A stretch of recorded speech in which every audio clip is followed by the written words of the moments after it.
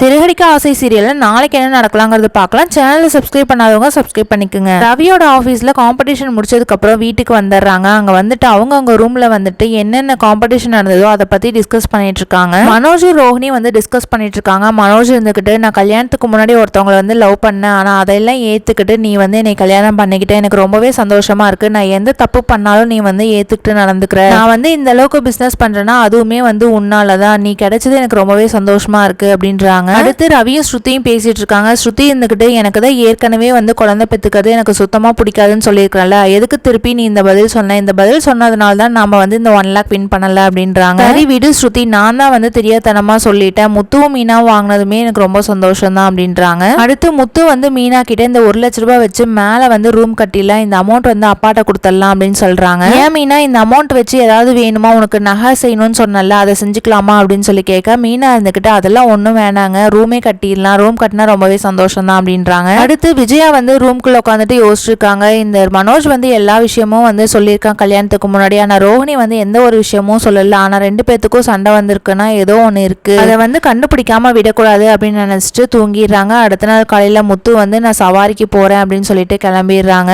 முத்து வந்து பாபுன்னு ஒருத்தவங்க சவாரிக்கு வந்து கூட்டிட்டு போறாங்க. அப்போ பாபு வந்துட்டு அவங்க வீட்டுக்கு போயிடுறாங்க. சிட்டி வந்து ஏற்கனவே பாபு வீட்டுல உள்ள நின்றுட்டு இருக்காங்க. அப்போ பாபு வந்ததுக்கு அப்புறம் நீ கொடுக்குற 50,000 ரூபாய் கூட, எனக்கு இன்னும் மற்ற வீடெல்லாம் இருக்கும், வசூலுக்கு போகணும் அப்படின்னு சொல்லி கேட்குறாங்க. இதை வந்து முத்து வெளியில நின்று கேட்டுறாங்க. என்ன பிச்சை எடுக்க போறியா அப்படின்னு சொல்லி சிட்டியை பார்த்து கேட்க, அப்போ உள்ள போயிட்டு பாபு இந்தாங்க உங்களோட பேக் வந்து மறந்து கார்லேயே வச்சுட்டு போயிட்டீங்க அப்படின்னு சொல்லிட்டு கொடுக்குறாங்க. அப்போ முத்து வந்து சத்யாவே வெளியில நிக்கிறத பார்த்துட்டு சத்யா கிட்ட போயிட்டு இந்த இதுல இருந்து நீ விலகிடு, இல்லைன்னா பெரிய பிரச்சனையில மாட்டிடுவ அப்படின்னு சொல்லி அதுக்கு சத்யா இருந்துகிட்டு உன்னோட வேலையை நீ பாரு, என்னோட வேலையை நான் பாக்குறேன் அப்படின்னு சொல்லிட்டு கிளம்பிடுறாங்க. சத்யா வந்து தெரியாதனமா சிட்டி கிட்ட மாட்டிக்கிட்டு முத்து தான் வந்து காப்பாற்ற போறாங்கன்னு நினைக்கிறேன். பார்க்கலாம் என்ன நடக்குதுன்னு. நம்ம சேனல்ல பிடிச்சிருந்தா சப்ஸ்கிரைப் பண்ணுங்க. தேங்க்ஸ் ஃபார் வாட்சிங்.